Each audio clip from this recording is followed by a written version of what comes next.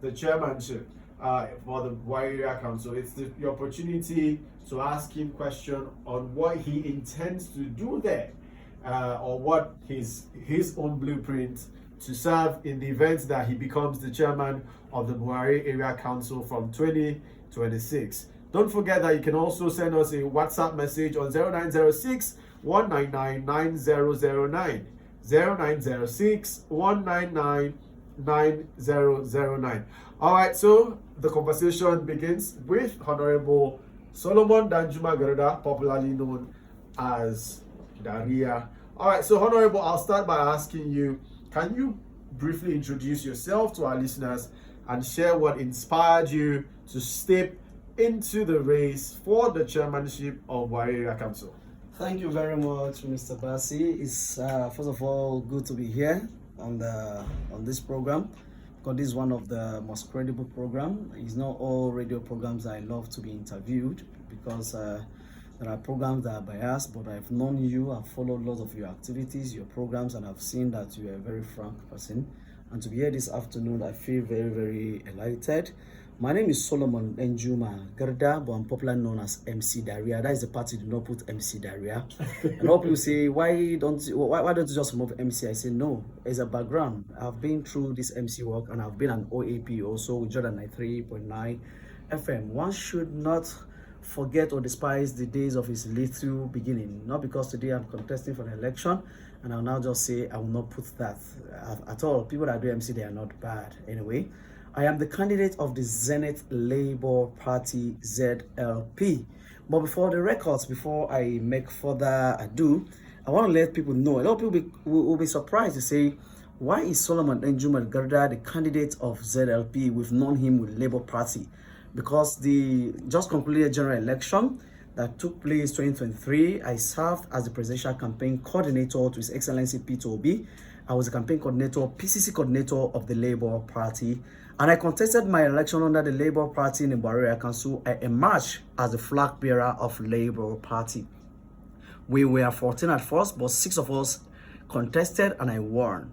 But immediately after the election, people that have been following political activities in Nigeria know that INEC brought out a circular to say Labour Party will not participate in the by-election that took place. And that was because of the leadership crisis as cited by INEC. And just recently, when INEC published the particulars of candidates, we went to INEC, the Labour Party people that emerged in the primary election, their names were not there.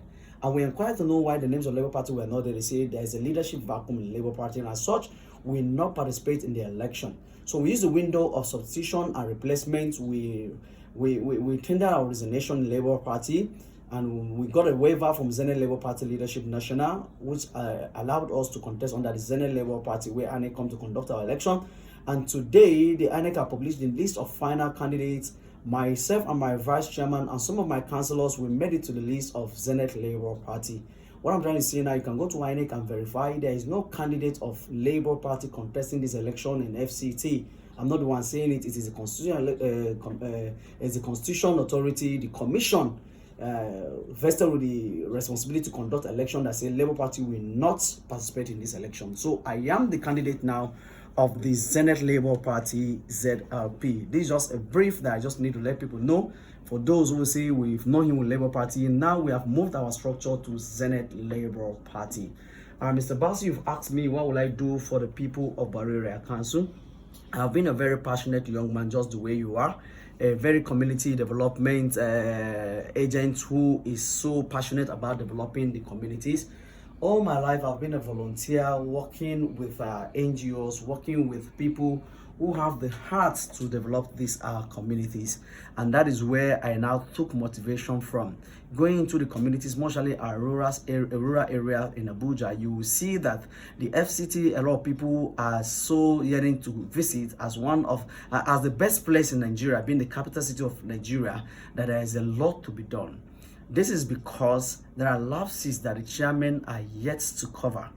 I wouldn't want to say the ministers have not been doing well. Mostly the current minister, we have seen the developments he has been doing mostly on rural infrastructures, and I feel that the chairman should also consolidate and complement the efforts of developing roads in the rural areas. And what am I so concerned about it? This is FCT, Federal Capital for All. We have to decongest the city centers. A lot of people are running into the city centers in search of jobs, in search of better life, in search of the social amenities that are available in the city centers. Abuja, particularly Dariya Council, have a lot of landmarks, have a lot of rural communities that are not developed. In fact, this is one of my agenda because virtually there is no rural area in Dariya Council that I have not visited. When I was an OAP with Jordan FM, I used to run a community program called Community and I, where people on the radio call me to tell me their complaints and what they are facing.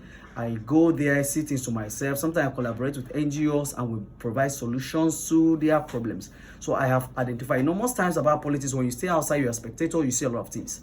And there's a saying that if good people stay out of politics, just pointing finger at those in the politics, they will not get things done. So I have also come into the race to see that most of these things I've been seeing as a spectator, and I've taken note of how to develop them. I want to go there to also add to the development of Bari Area Council. Mr. Bassi, I know you know Bari very well because you are a community man. The first time I met you was when you were doing a project on how to improve the life of people, particularly in the rural areas. It will still amaze you to know that there are people in the FCT today that still do not have potable drinking water to drink, not to talk about pipe-borne water, even boreholes. And we call ourselves the Federal Capital Territory. So if there are places in Bari Area Council where they do not have water, where they share potable drinking water with cattle, it is something very, very pathetic. Being a chairman of Bari Area Council, it means I control the resources of Bari Area Council. With the experience I've had, you see, it's one thing for you to lead people from afar, and it's one thing for you to be close to the people to know what their problems are. I am close to the people. I'm a man of the people. There is no day that I don't go in. In fact, Mama, make I use pidgin. I dey streets. They see what people they pass through for Bari Area Council. All right. So let me quickly interject because that was going to be my next question. In fact, I am coming from Bari this afternoon. I just left Bari to be here. Last week I was with the ESU. But my question to you would then be: you've talked about your own people.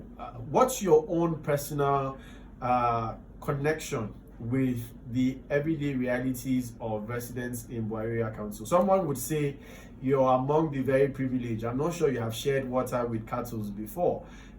Someone would also argue that you don't live in one of those